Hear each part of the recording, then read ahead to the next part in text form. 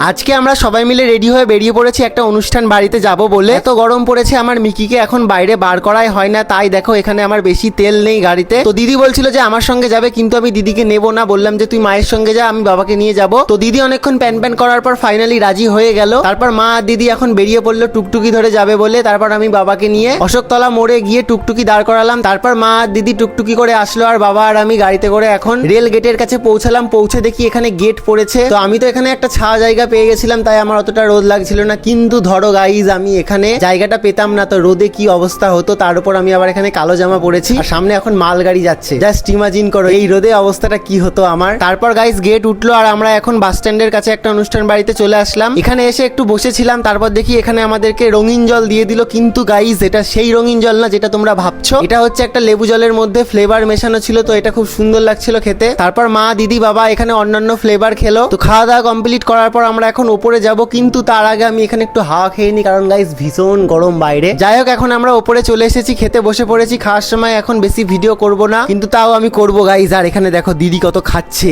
আর মা এখানে অল্প অল্প খাচ্ছিল। আমি তো জানো গাইজ কমই খাই, দিদিকে দেখো গাইজ খেয়েই যাচ্ছে খেয়েই যাচ্ছে। খাওয়া দাওয়া কমপ্লিট হয়ে গেল। আর এখানে দেখো এটা আমরা ভেবেছিলাম হচ্ছে আইসক্রিম, কিন্তু না, এটা হচ্ছে দই। খাওয়া দাওয়া করে এখন উঠে এখনো দেখো কত ভিড় রয়েছে, সবাই খাওয়া দাওয়া করছে। আমরা এখন বাড়ির দিকে যাব, কিন্তু গাইজ একটা কথা, আমরা আসার সময় এখানে সিঁড়ি দিয়ে উঠেছিলাম উপরে, তো আমরা খেয়াল করিনি যে পাশে লিফট ছিল। তো এখন আমরা হচ্ছে লিফটে করে যাব। আর এখানে বাচ্চা ছেলেগুলো দেখো নিচে বসে পড়েছে। আর আমাকে দেখো গাইজ প্রথমবার লিফটে উঠলে যা হয় আর কি, উপরে আয়না লাগানো ছিল, পাশেও আয়না লাগানো ছিল, সেইখানে একটু হাই হ্যালো করে এখন আমরা নিচে পৌঁছে গেলাম। তারপর মা দিদি একটু বাজারে গেল আর আমি আর বাবা এখন বাড়ি চলে আসলাম। তো আজকের ভিডিওটা কেমন লেগেছে তোমরা কমেন্টে জানিও। ভিডিওটা ভালো লাগলে like comment share and subscribe করে দিও। দেখা হচ্ছে নেক্সট ভিডিওতে। টাটা।